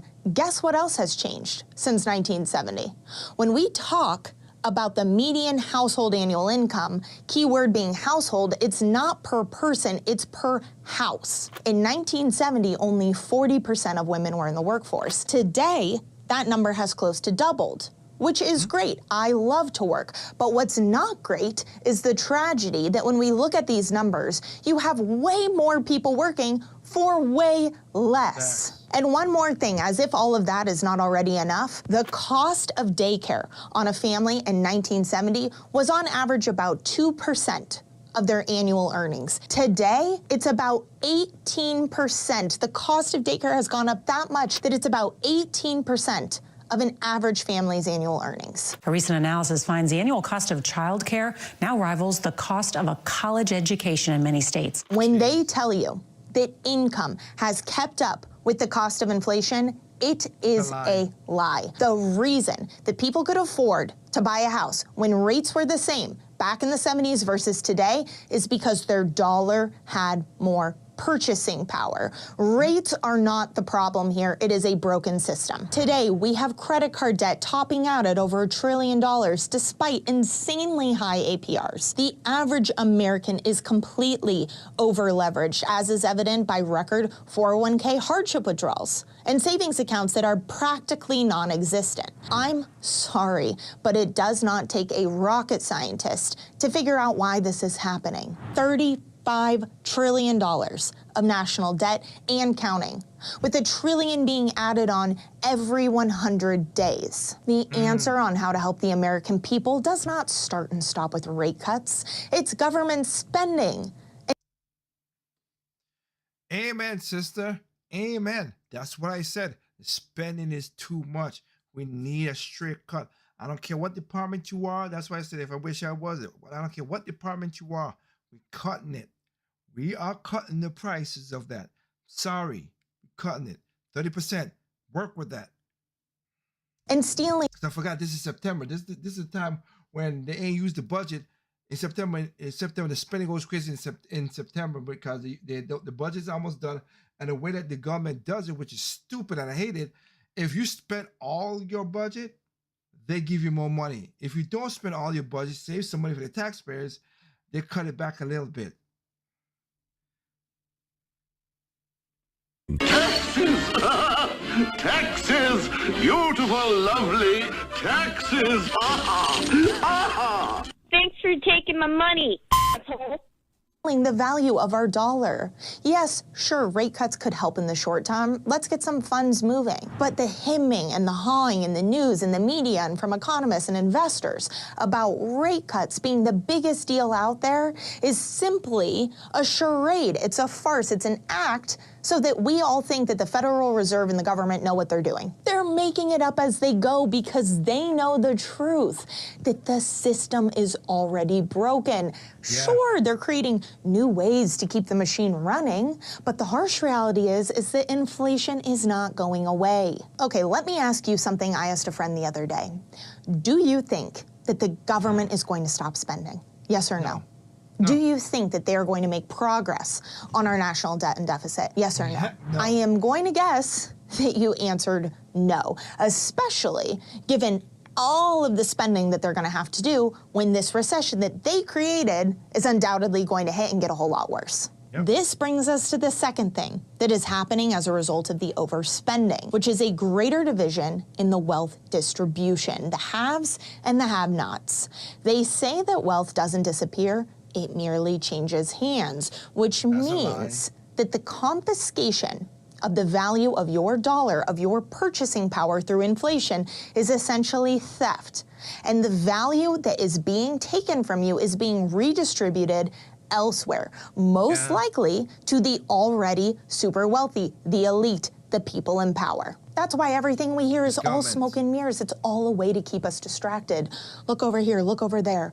What is the Federal Reserve going to do next? As if the Fed hasn't already decided what they're going to do, as if they don't already understand how much bigger the problem is. But by keeping this focus on rate cuts and keeping us involved in the discussion, well, it gives us, the American people, a sense of control.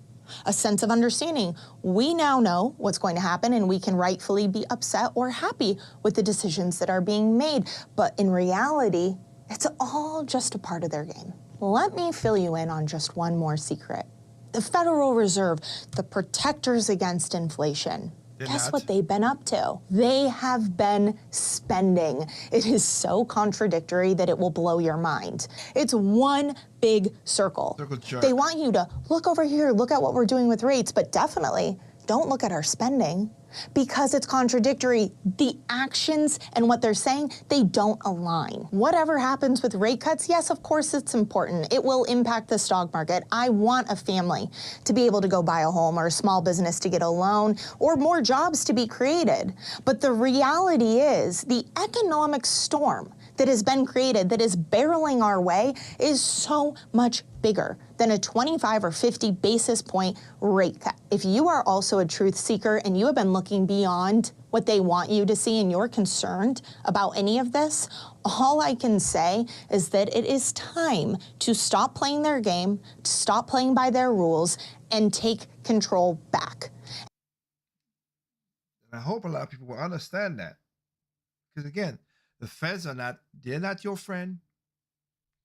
They're not your friend at all.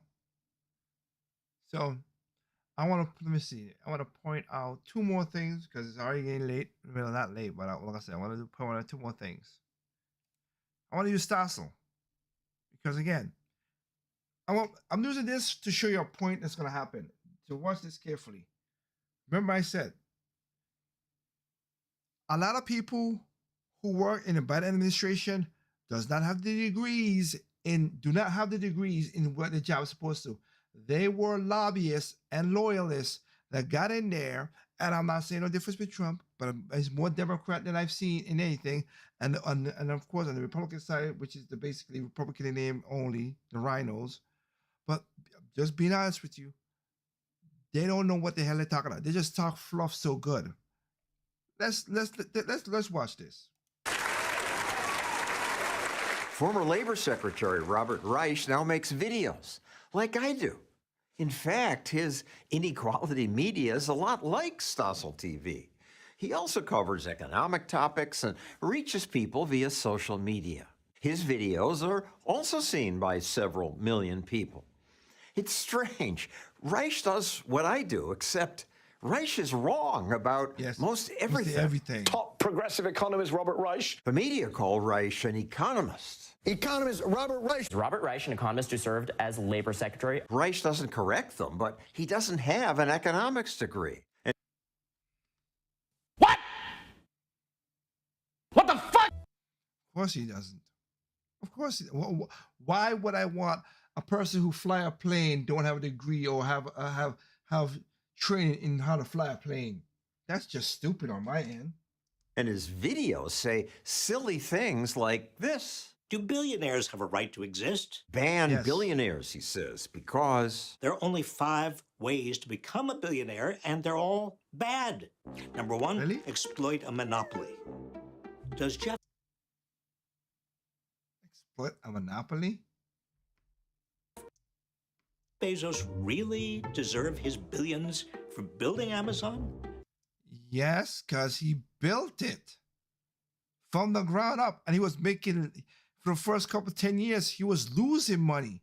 So he wasted a lot of money. Yes, he does. I don't much like Bezos, but Amazon is wonderful. Its innovations lowered prices so much that Amazon cut inflation. Reich calls Amazon a monopoly. But the company isn't a monopoly. It has to compete with Walmart, Target, eBay, Alibaba, and more. If we choose Amazon, it's because it's cheaper or we think it's better. Billionaires claim they deserve their riches. Reich says billionaires don't deserve what they have because they get money from rich relatives. But what? And even if they do, they make a company keep on going to hire people. What kind of? Again, he's not an economist. What am I thinking? He's not an economist. He doesn't even have a good education. So why am I even arguing with a moron like that? The biggest study of millionaires finds few did. Billionaire Howard Schultz grew up in public housing. Billionaire Larry Ellison quit school to work odd jobs. He only got rich after founding Oracle. Jeff Bezos did get some money from his parents, but he grew Amazon with money from investors. For a long time, people called them crazy. Each year it loses more money than it lost the year before. They said Amazon wasn't viable. It would never become profitable. Capitalism rewards such risk-taking. But Reich says, if capitalism were working properly, billionaires would have gone the way of the dodo. But do you understand how capitalism works? Or should I say free market, but whatever. The opposite's true. Capitalism working properly creates some absurdly rich people. And that's okay, because we freely chose to give the money in exchange for stuff we want. As I've reported before. If this represents the wealth of America, progressives would say the rich take so much that the poor just get a sliver. They believe Hollywood scriptwriters who say, it's a zero-sum game. Somebody wins, somebody loses. Money itself isn't lost or made, it's simply transferred. but that's wrong. It's not a zero-sum game. The makers who get rich by baking many more pies. When the hated billionaires like Larry Ellison, Mark Zuckerberg, Jeff Bezos, and Elon Musk get rich, they can only do it by making all of us better off. They only kept 2.2% of the additional wealth they generated for the economy. As I said, you go back to what it just, see 2.2%. Go back to what Pat just said in his video I just put up there. I just showed you just a couple of seconds ago. That's my point. He said wages is only little. Investment is where you get most of the money. People willingly give them money because they think that they're going to make more money for them. Actual economist Dan Mitchell. In other words, the rest of us captured almost 98% of the benefits. Another Reich video trashes trade. Global trade is good for everyone. That's bunk. I kind of have to agree with him because this is where I'm going to disagree with Stossel. Because again, and that's why I said earlier in the show, America, we should make essential stuff in our own damn country. It just makes sense. Liar, liar, pants on fire. Get it? Of course trade isn't good for everyone. Nothing is. But when it comes to improving people's lives, trade's great. It helps the rich and the poor. It's what allows everyone to get better products for less money. I get that. Actual economist Don Boudreau made this video about it. None of us has a hint of how to make the majority of the things that we consume. Take this coffee, for example. The beans come from Guatemala. Find it, dude. Can help. Okay, so and in that what he's gonna say right there. This coffee maker from Switzerland. The container ship that carried the beans was built in Korea. It's insured by a company from London. Yeah, and here's the thing. I have no problem with this situation. That part of trade, I don't have no problem with. And it's captained by a Frenchman who loves Turkish cigarettes. Trade lets people specialize in what we do best. It's called comparative advantage. And I get I'm good at reporting, but lousy at growing coffee beans. Coffee tastes better and costs less because someone who's good at that can do it much more efficiently than and I can specialize on my reporting. That comparative advantage, multiplied by millions of capitalists, makes everything more affordable. But Robert Reich says, what if a country's comparative advantage comes from people working under dangerous or exploitative conditions? I once asked Kenya's June. I got that. And here's the thing, though. I've watched this. Go to MSN, the Business Insider. These people do it because they want to do it. Nobody's forcing them to do half of the stuff. People always say that. But when you go to that and you see, wait, wow, you're going to get sulfur. You don't go in a volcano is a horrible thing to do, but you're doing it because you want to get the money. This guy drudges up sand so they could sell sand. 2 tons of sand in what I think it was 2 hours this guy did in Africa. Okay. Wow. That to me is crazy, but he's doing it to feed his family. We gotta pay more. I would say that, but again, nobody's forcing him to go do it. He gotta do it himself. Doesn't the United States have the responsibility to stop these companies from exploiting people in your country? Exploiting people? Nobody in my country thinks about companies exploiting them. When there's a new company opening a factory, people are excited about it. Trade creates opportunity. It's what's allowed 1 billion people to lift themselves out of poverty. Families who once survived by doing hard labor on farms now live better lives. Ignorant politicians from both parties trash trade. All these foreign countries that are coming in and ripping us off and taking our jobs. Yes, trade does take away some Americans' jobs, but it creates more jobs. Companies engaged in trade create 60% of America's new jobs.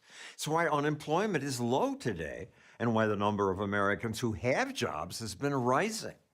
You hear this rubbish all the time. Finally, Rice says it's rubbish to say Biden's huge spending caused inflation. Inflation is... Wow, he's that crazy. is caused by too much government spending.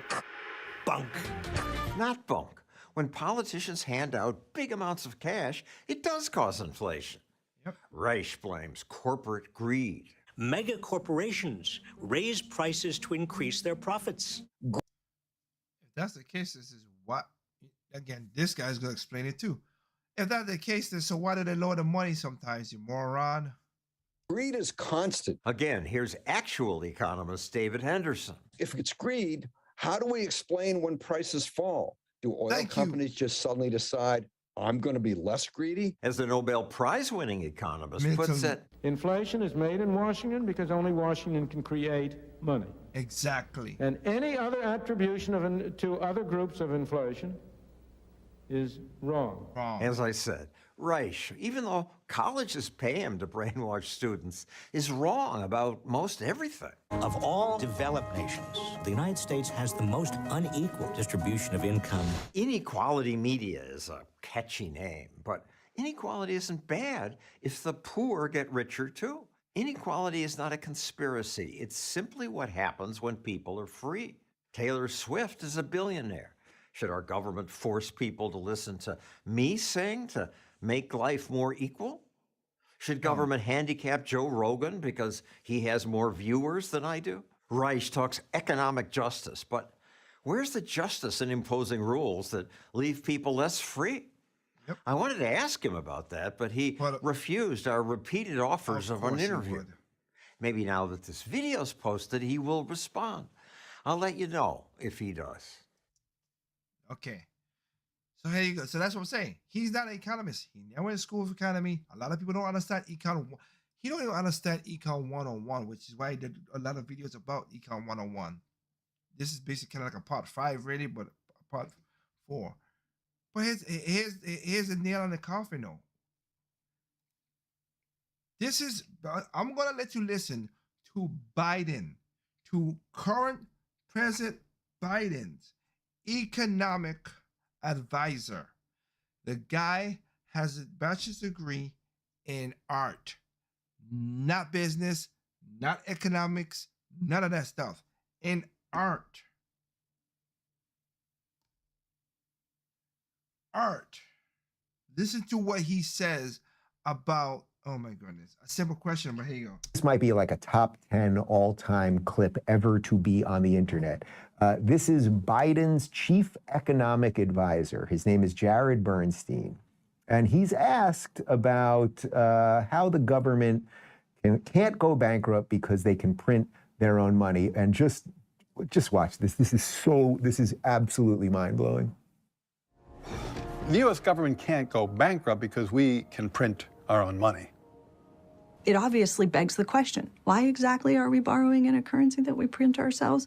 I'm waiting for someone to stand up and say, why do we borrow our own currency in the first place?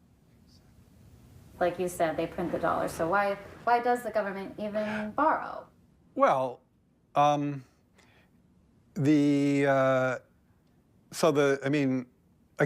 some of this stuff gets, some of the language that some of the language and concepts are just confusing. I mean, the government definitely prints money, and it definitely lends that money, which is why the government definitely prints money, and then it lends that money by selling bonds.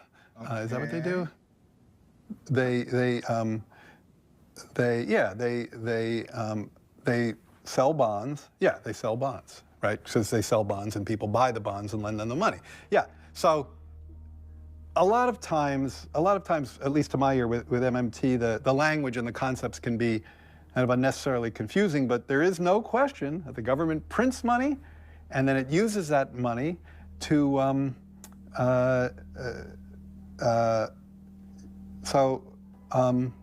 yeah, I guess I can't really talk. I don't get it. I don't know what they're talking about. Like, because it's like the government clearly prints money. It does it all the time, and it clearly borrows. Otherwise, we wouldn't be having this debt and deficit conversation. So I don't think there's anything confusing there. Holy Jesus. What is that? What is that? The Federal Reserve is a private company. It's not owned by the government. We borrow money from the Federal Reserve, and because we devalue the money, like we've been talking about in the show, that's why inflation goes off. Yes, right now we're better off than most countries, but if a country stands up and their money becomes way better than that, right now we already done lost because of Biden. We already done lost. Like most of the Arab nations, they don't want to use the American dollar as a petrodollar. So we already done gone lost as a petrodollar. If we keep on doing that, say like China get this stuff straight, but they want their money to be deflated. Trust me, that's what China wants to be. They don't want to be the number one capital. Russia may want to do that, but if other country money rises up, then we are effing screwed, and that our interest goes up from not 2%, not 9% when it is right now. It could shoot back up to 20, 30, 40, 50% because we're not the money that everybody uses to pay off stuff. But again, the man has a degree in art. That's his degree, not in economics, not in business. I have a degree in industrial design and architectural technology. But I know how that works. Holy smokes. That is crazy.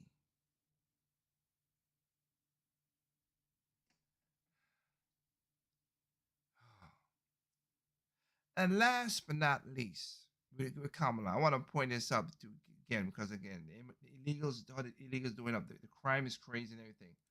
Let me get this straight, America, because I gotta understand a question because the government is giving money to illegals and stuff like that. Make this thing. I told my wife's sister's new boyfriend, right? I told him, me and him was talking in this room right here, and he said, I told him when I came to America, I had nothing. Okay? When I came to America, I was living in a 2-bedroom with my cousin. I had a bed. That was it. No TV. No super furniture. We had a little bit of furniture, but not a lot. We had nothing. I went out there and worked. My first job in the United States of America, I worked on kind of under the table, not on the table illegally, but she would pay me. I was just taking out trash and breaking down stuff, and a woman gave me money because I was just they were breaking down these stores in the airport, and I was trying to remodel it. And she used to pay me every week. So I know that she didn't pay me for 1 week, so like not the day. So I said, "Hey, Connie, can you, you didn't pay me yesterday." She's like, "No, you don't worry about it. You're hired." I'm like, wait, what? No, you're hired. You work so hard, you're hired. So I got hired even though I didn't apply for the job. Okay? And until now, most of the time, I always had 2 jobs. I worked. He was the son of the house I got here and everything. Because I got this house working hard, done it by myself. People right now, as you just saw, 2 parents can't even afford a house. Me, myself, afford a house. By the grace of God.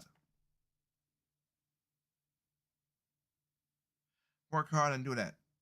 My mom's in an apartment. My dad's in an apartment. I got a house.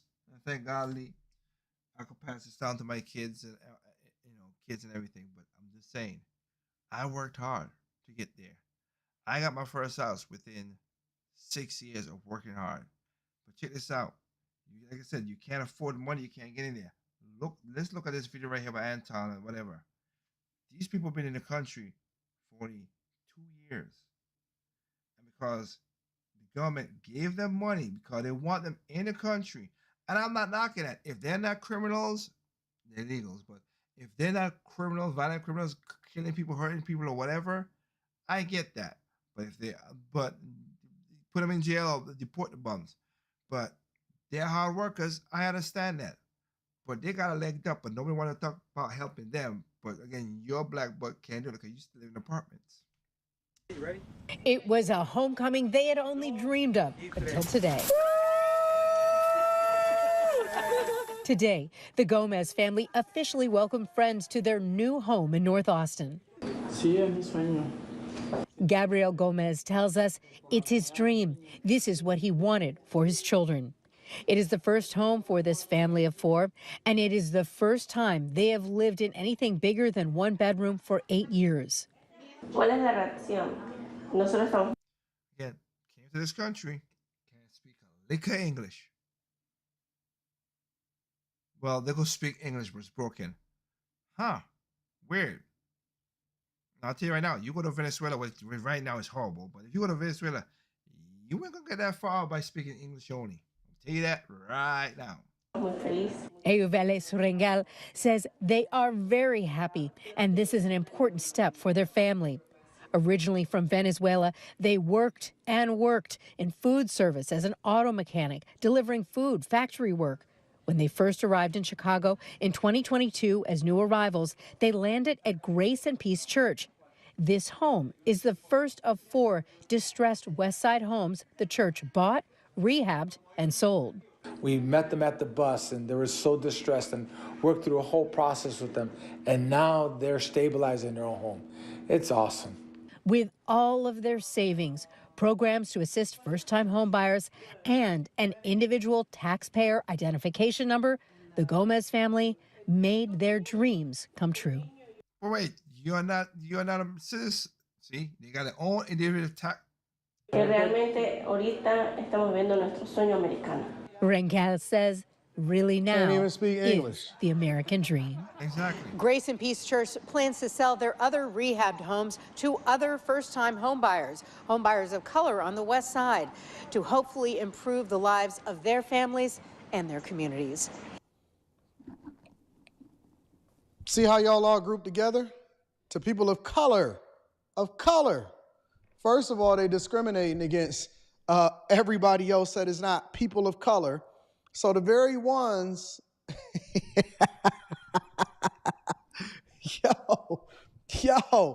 they've been here for 2 years. And I've been covering this on the Millionaire Morning Show. Make sure y'all subscribe to the Millionaire Morning Show. We cook up Monday through Friday, every single day of the week. They've been here for 2 years, and they done already took over. They done already started mopping up the floor with y'all. And this was the goal, right? Obviously, it has to be. I mean, we don't know for sure, so we can only guess because of Biden and Kamala Harris. And, you know, she was in charge of what was going on at the border, and she refused to answer any questions with regard to it. So obviously, this had to be the play, right? Because in 2 years, not only was they able to get IDs, level up, use first-time home buyers assistance programs, get the church involved, get every healthcare coverage. Yep. It is. Healthcare coverage and everything. Well, you can get nothing from it. The schools, their kid is in the schools, both of their kids, all of their kids in the schools, all of that. They got trips up here, they got jobs, they got IDs, they got Social Security, now they own homes. An illegal migrant that don't even have legal status here. They have the ability to drive, they have the ability to work, they have all of the same rights as you do. But the only difference is that they leveraged your tax dollars to do so, and then the church helped them. The church are the ones that also participate. And I've been following this pastor for a long time. So, you know, I've been reporting on what he's been doing and how he hires them, he helps them. I don't know if they grow in the church's roles. I have no clue. But what I do know is that they don't even know English. They can't even speak the language, but the tax dollars have been leveraged from the city of Chicago, who have spent well over $700 million of taxpayer money, in addition to the resources that's been leveraged from the city that ultimately add up to well over $1 billion. While they over $1 billion projected in 2025 to be in a deficit, 2024, $250 million in the deficit. It hasn't been in the plus in a long time. But these people, and it's not just Chicago, it's everywhere. They are taking over neighborhoods. They're being rehabbed. They own their own home. It's people, it's veterans that's on the street. It's homeless people that's all over this country. It's people that ain't got no jobs, unemployment, people getting laid off all over the board. And I'm telling you, they are here to replace you. And I don't know how much clearer and how many more stories and how much more has to be reported on. I don't know if the news was trolling or if they actually trying to give you the game. I don't know how much more we can show you to your face of how you're being replaced and you're voting for your replacement on both the national level and the local level. And it's funny because even Brandon Johnson, Mayor Brandon Johnson, he works with the church to also participate in your displacement while at the same time removing ShotSpotter from your neighborhoods and don't have the ability to shore up the police department that's down over 2,000 police officers and growing. Yep. And growing. You can't get no help in your own city, but they already are homeowners. Already got a leg up. Their kids are going to beat your kids, and you are an American citizen. This is a spit in the face. And I don't blame them. That's the thing about it. I don't blame the illegal migrants that are over here doing what they do, taking advantage of the system, because the system is what allowed for it. You are the ones that allow for them to do it because you fought against Trump in 2016 through 2020 in order to continue to shore up the resources at the border. You advocated for Congress not to help him fund the wall. You fought against him tooth and nail. And now you want to act like you forgot about it, but we gonna remember. We remember. Remember. We remember everything. I have not forgotten even a little bit. I have not forgotten even a little bit. And then y'all got Biden in there and Kamala Harris, and they screwed y'all. Now you got a woman that can't even, Jesus, she can't even hold the conversation long enough to communicate anything that's going to actually add value into your life on Oprah's stage over here in Michigan. And Oprah was looking crazy, and she's still endorsing her for president of the United States of America. It's always a star-studded event, but that star-studded event is going to be the very thing that replaces you.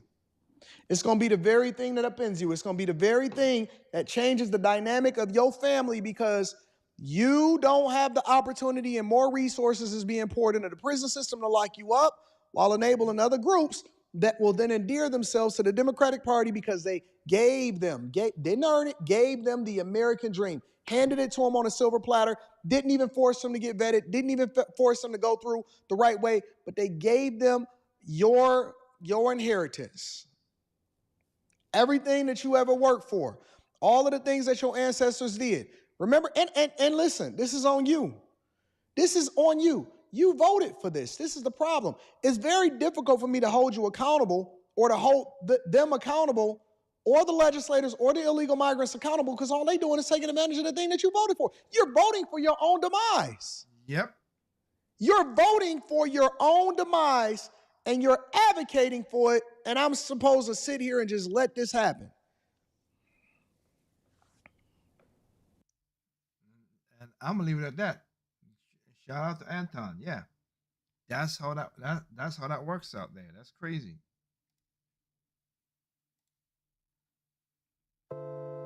So, what else can you prove? You gotta work hard. You stop looking for hand-me-outs and start looking for working hard, and make sure you understand how your local system works. Because again, all these guys are coming in now. I gotta show you videos of all these, and I'm gonna show you next week of all these violent criminals coming in here and shooting up and taking over the place as well too. Yeah, America has horrible people in there who shoot up and do horrible things. I know that. That's why. Gotta watch. There's a YouTube channel. I showed it last week and before. Active Protection. What was it? Let me see if I remember what it is. I want to give it shout outs because it is something I want to make sure to understand. Let's see what it is. Active Self Protection. Check it out on YouTube. For the people out there, you see how how these Mexican gangs and stuff, and in Venezuelan gangs, how horrible they be doing and stuff. We thought MS-13 was bad. Oh boy, that new Venezuelan gang that was let out of the prisons that came over here, like the Trump said that they're doing, and people are like, oh no, they're not doing that. But these people are killing black people in droves, but no one wants to talk about it. Why? Because it's not newsworthy. Right now, you got the New York mayor who's basically got indicted So how crazy this is. But again, people, you vote for you want to vote. That's not me to tell you who to vote for. I'm just trying to say that you need to understand your consequences and see what's going on. Me? Again, I'm preparing for the worst. I'm hoping for the best, and I'm preparing for the worst. Because again, I am no different from most of y'all who are listening right now. Kamala Harris is gonna, if she wins, it's gonna get crappy. She cannot talk. She cannot negotiate with people. She's horrible at that. She's just horrible. You tell me Xi Jinping and Kamala gonna talk and come and Putin will be like, oh, we're not gonna do this. Xi Jinping, as soon as if Kamala wins, he's gonna attack Taiwan. He's gonna go against Philippines. He's gonna do that. He's doing it right now on Biden, and nobody's talking about it. He's literally sinking Philippine ships. Xi Jinping and China. Nobody's doing nothing about it at all. As Zelensky, as you talk about, they'll get more and more money from us. And again, I never did the video, which is by far, but it caused the stories have become crazy. But again, Hawaii had a horrible fire. How much money did the people from Hawaii got? And they got they got one of the highest taxes in the country compared to California. You know, with California before them. Y'all, people who lost their houses or whatever, and y'all ain't get nothing. And the insurance company backed out on y'all. Did Biden help y'all? No, they did not. They gave over $100 billion to Ukraine. Y'all need to understand what's going on right here. Right now, in that regard, man, we have 29,250 people in the building. Thank y'all for giving me your time to listen to what's going on there. Like I said, I'm gonna refresh it. You might still in the process. If you wanna rewatch this without me messing up like I did this with the beginning of the video because I didn't have the audio stuff like that on, let me know. Let me know about that. I will do that. So again, thank you for giving me your time, your ears, your mind to understand what's going on. Remember, take care of yourself, take care of your family, take care of your neighbors. That's gonna be a great community. Remember, evil comes in all shapes, size, form. No matter what size it is, evil comes in sex, gender, height, nationality, public party, religion. Evil's evil. I have never been for evil. I'm here for good people. And last but not least, as you just saw right there, what I just talked about is good. All right. Remember, people are stupid. Individuals smart. Be the smart individual. All right. Again, I implore you to check out last week's video because it's very important to get the real truth about Kamala Harris. Like I said, I got 2 videos I might just put up on its own, but we'll talk about one of the videos. Other people. That's it. Peace out. Have a good night. Check y'all next time. And next Friday, next Thursday at 8 o'clock or 8 to 9 o'clock. That's where we are. Peace out.